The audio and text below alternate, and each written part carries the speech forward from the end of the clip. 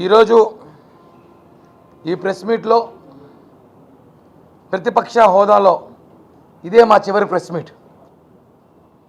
ఇంకొక 96 గంటల తర్వాత నెక్స్ట్ మా ప్రెస్ మీట్ అధికార హోదాలో పెట్టబోతున్నాం. ఇది వాస్తవం. ఇన్ని సంవత్సరాలు ఇక్కడ కూర్చున్న జన సైనికులు కానీ, ఇంకా చాలామంది జన సైనికులు కానీ, జనసేన నాయకులు, వీర మహిళలందరం కూడా అనేక ఇబ్బందులు పడి, అనేక కేసులు పెట్టుకొని, అనేక జైలుకు పోయి, చాలా అన్ని విధాలుగా ఆస్తులు పోగొట్టుకొని, వ్యాపారాలు పోగొట్టుకొని, అన్ని ఇబ్బందులు పడి చివరికి ఏదైతే జగన్మోహన్ రెడ్డి ప్రభుత్వాన్ని తరిమి కొట్టి కొత్త ప్రభుత్వాన్ని స్థాపించాలనుకున్నామో ఈరోజు ఆ రోజు వచ్చేసింది. ఇంకొక 4 రోజులు అంటే కేవలం 96 గంటలు మాత్రమే. తర్వాత ఇదే టీంతో మళ్ళీ ఒక ప్రెస్ మీట్ ఉంటుంది. అది అధికార హోదాతో మా కూటమి ప్రభుత్వం స్థాపించిన వెంటనే పెడతాము. మనం ముఖ్యంగా గమనించే విషయం ఏమంటే, మామూలుగా అంటారు 31st రోజు ప్రెస్ మామూలు చాలామంది మాట్లాడుతుంది డిసెంబర్ 31 రేపటి నుంచి కొత్త సంవత్సరం వచ్చింది, కొత్తగా ఉండాలి, అందరూ కొత్తగా బతకాలి, మంచిగా ఉండాలనుకుంటున్నాం. మేము కూడా చెప్తున్నాం 96 గంటల తర్వాత ఈ రాష్ట్రం కొత్తగా ఉండబోతుంది, కొత్త ప్రభుత్వం రాబోతుంది. ప్రపంచంలోనే భారతదేశంలో ఉన్న ఈ ఆంధ్రప్రదేశ్ని ప్రజలు గెలిపించారు, ప్రజల కూటమి గెలిపించారని చెప్పి కూడా దేశమంతా తెలియజేసే రోజు ఈ మంగళవారం తెలియబోతుంది. సజ్జల రామకృష్ణారెడ్డి జగన్కి డాడీ లాంటోడే. ఆయన మాట్లాడుతూ నిన్న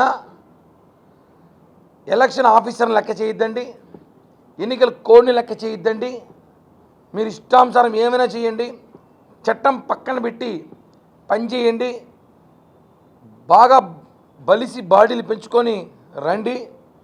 అదే చెప్తున్నాం. ఎలా మీరు ఇంకా ఉస్తాద్ ఫైల్ మ్యాన్లు పట్టుకొస్తారా ఎలక్షన్ కౌంటింగ్కి? ఏమైనా పట్టుకొచ్చి వాళ్ళకి గంజాయి డ్రగ్స్ కల్పించి మద్యం సేవించి కౌంటింగ్లో పంపించాలని చెప్పి ఏమైనా కోచింగ్ ఇస్తున్నారో అడుగుతున్నాం.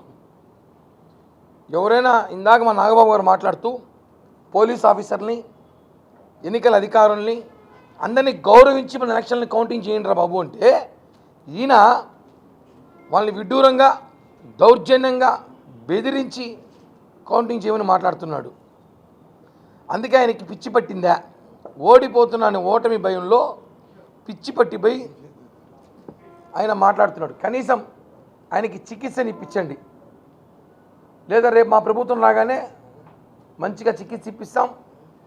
ఎలాగో వైజాగ్ అందరూ పోతున్నారంట 9వ తారీఖుకి, మొత్తం బ్యాచ్ మొత్తం అందరు రండి అన్నారు. అందరం తీసుకెళ్ళి ఆ సముద్రంలో దూకేయండి అందరూ. పిచ్చాసుపత్రి సరిపోవు కాబట్టి అందరూ కట్టకట్టుకొని వైసీపీ నాయకులు అందరూ ట్రైన్లు, బస్సులు, విమానాలు వేసుకెళ్ళి సముద్రంలో దూకేయండి. ఎందుకంటే స్థాపించేది మా ప్రభుత్వం. మీరు ఓటమి భయంతో కేవలం వైఎస్ఆర్ కాంగ్రెస్ పార్టీకి ఓటేసిన కార్యకర్తల్ని మోసం చేస్తున్నారు. మీరు ఇప్పుడు వాళ్ళకు మీరు ఆస్తులు కాజేస్తున్నారు, బెట్టింగ్ల రూపంలో ఇది ఒక స్కామ్ చేస్తున్నారు. దీనికి ఉదాహరణ సజ్జల రామకృష్ణారెడ్డి కానివ్వండి, ఇంకా కొంతమంది నాయకులు మాట్లాడుతున్న స్కామ్ ఇది. వాళ్ళు ట్రాప్ చేస్తున్నారు. ఓటమి భయంతో కౌంటింగ్కి మనుషులు కూడా రారని, మనం గెలుస్తున్నామని చెప్పి పిచ్చి మాటలు మాట్లాడతారు. 100 సర్వేలు చేస్తే 99 సర్వేలు కూటమి గెలుస్తుంది, ఒక సర్వే మాత్రం గెలుస్తుంది అంటే అర్థం చేసుకోవాలి. రేపు ఎగ్జిట్ పోల్ కూడా వస్తుంది, చూసుకోండి కావాలంటే. ఖచ్చితంగా ఓడిపోతున్నాం, బెట్టింగ్లు చేసి కోట్లు కాజేసేయాలని చెప్పి సజ్జల రామకృష్ణారెడ్డి చేసిన ప్లాన్ ఇది. అందుకే వైసీపీ నాయకులందరూ బెట్టింగ్లు వేస్తున్నారు. అది కూడా ఇంకా హాస్యాస్పదం ఏమంటే, ఒకరి మీద 15 మీద బెట్టింగ్లు వేస్తున్నారు. ఆమె మీద ఎవరు వేయడం బెట్టింగ్, ఆమె మా అవ్వ. కనీసం రోజా ఒకటి అడుగుతున్నా, నువ్వు గెలుస్తాను కనీసం నువ్వున్న బెట్టింగ్ నేను వేస్తాం, అది కేసైనా పర్లేదు, నువ్వున్న ఒక 50,000 25,000 నీ స్థాయి 10,000 ఒక 500 1000 వేస్తే మేమంతా బెట్టింగ్ వేస్తాం. నువ్వు గెలుస్తా అని చెప్పి ఈ రాష్ట్రంలో దేశంలో ఎవడు బెట్టింగ్ వేయట్లే. రోజా గెలుస్తుంటే ఎవడు వేయడంలే, నీ కార్యకర్తలు వేయడంలే, నీ ఇంట్లో మనుషులు వేయడంలే. కాబట్టి అన్న పరిస్థితి రాష్ట్రంలో ఉంది. మేము ఒకటే ఛాలెంజ్ చేస్తున్నాం. ఈరోజు 9వ తారీఖు జగన్మోహన్ రెడ్డి వైజాగ్లో కానీ ప్రమాణ స్వీకారం చేస్తే ఇన్ని సంవత్సరాలు ఈ పార్టీలో కష్టపడిన కిరణ్ రెడ్డిని నేను రాజకీయాలు వదిలేసి తిరుపతి నుంచి వైజాగ్ వరకు జగన్మోహన్ రెడ్డికి ఆహ్వానం స్వాగతం పోస్టర్లు అంటిస్తా. మరొకసారి చెప్తున్నా, 9వ తారీఖు జగన్మోహన్ రెడ్డి వైజాగ్లో కానీ ప్రమాణ స్వీకారం చేస్తే తిరుపతి నుంచి వైజాగ్ వరకు నా సొంత డబ్బులతో పోస్టర్లు అంటిస్తా. నేనే సవాలు స్వీకరిస్తారా? ఏ వైసీపీ పేటీఎం కాలైనా సరే, ఏ వైసీపీ నాయకులైనా సరే. మేము ఇంత క్లారిటీగా చెప్తున్నాం కదా. ఊరికే హోటళ్ళు బుక్ అయిపోయినాయి, లాడ్జీలు బుక్ అయిపోయినాయి, ట్రైన్లు దొరకడం లేదు. ఎన్ని కావాలి మీకు హోటల్లో, లాడ్జీలు చెప్పండి, నేను తీస్తా. వైజాగ్లో రూములు బుక్ అయిపోయినాయి, ముందుగా వచ్చేయండి. సముద్రం ఫుల్ అయిపోయింది. రెండో అదే చెప్తారు, సముద్రం ఫుల్ అయిపోయింది, మొత్తం జనం చేయాలంటారేమో. అదేదో సామెత ఉంది, రోమ్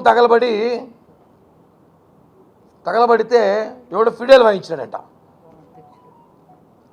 ఇక్కడ తాడేపల్లి ప్యాలెస్ ఎగిరిపోతా ఉంది, కాలిపోతా అంటే సజ్జల భజన చేస్తున్నాడు. భజన చెయ్యాలి, ఫిడేలు వాయించాలి. ఎక్కడ తెలుసా?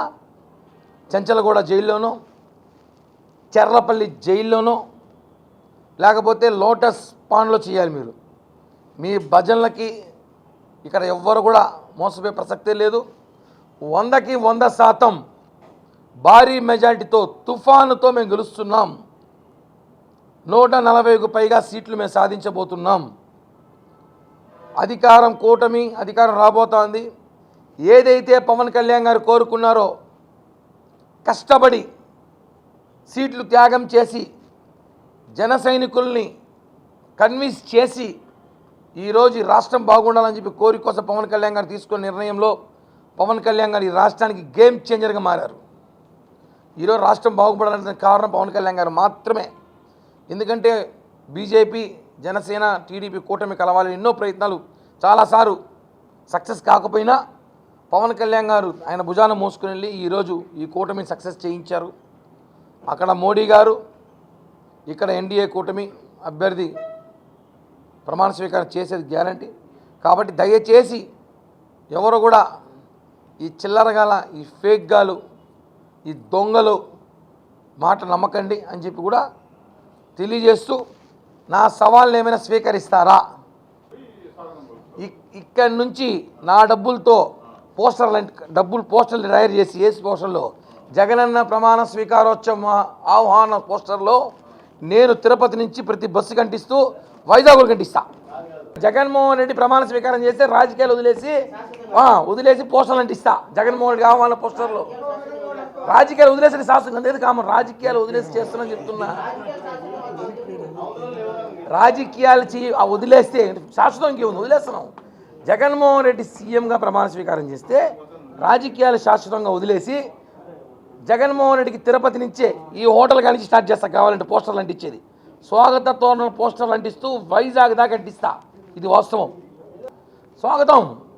వైఎస్ఆర్ కాంగ్రెస్ పార్టీ నాయకులు చేరిపోయినంతే ఉండదు.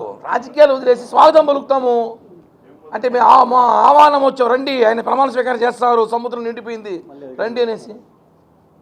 జగన్మోహన్ అధికారం వచ్చినాక ఇంకేమైనా ఉందా? ఎందున్నా మీరు మాట్లాడతారు? రాజకీయాలు ఉండవు ఇంకా, వదిలేదు కదా, రాజకీయాలు ఉండవు ఇంకా. సజ్జలా కానీ ఊరికే టీవీల ముందు వచ్చేసి అయినా మనం గెలుస్తున్నాం, బలవంతులు రండి, బాడీ బిల్డర్లు రండి, ఎలక్షన్ కోడ్ని ఎదుర్కోండి, ఆర్ఓని ఎదుర్కోండి అని కంట కాదు కదా. 20,000కు పైగా తిరుపతిలో ఆర్ఎన్ఏ శ్రీనివాసం గెలవబోతున్నారు.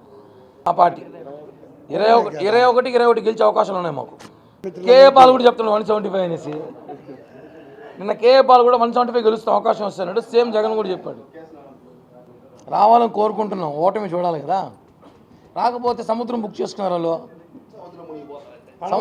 సముద్రం బుక్ చేసుకున్నారు కదా, ఏడిపోతే రావాలి. థ్యాంక్ యూ అందరికీ. మళ్ళీ 5వ తేదీ ఉదయం మా అధికారంతో, కూటమి అధికారంతో ఇదే హోటల్లో ప్రెస్ మీట్తో మీతో కలుస్తాం. ధన్యవాదాలు, థ్యాంక్ యూ అందరికీ. నూతన సంవత్సర శుభాకాంక్షలు. ఎందుకంటే కొత్త రోజులు వస్తున్నాయి కాబట్టి. వీటి నుంచి గెలిచిపోతా కదా. 9వ తేదీకి నాలో టైం ఉంది కదా, పోస్టర్లు వేసుకోవాలి, చందాలు వేసుకోవాలి, డబ్బులు పోస్టర్ అంటించాలంటే. అలాగే చివరగా మా జనసేన పార్టీ కార్యకర్తల నాయకులు తిరుపతి ప్రజలకు కూడా కృతజ్ఞతలు. మన ఎలక్షన్లో మనం సక్సెస్ఫుల్గా బాగా పోలింగ్ దగ్గర నుండి జరిపించుకున్నాం. దొంగ ఓట్లు ఎక్కడికక్కడ కట్టడి చేశాం. అందరికీ మరొకసారి హృదయపూర్వక ధన్యవాదాలు. జై హింద్, జై జనసేన.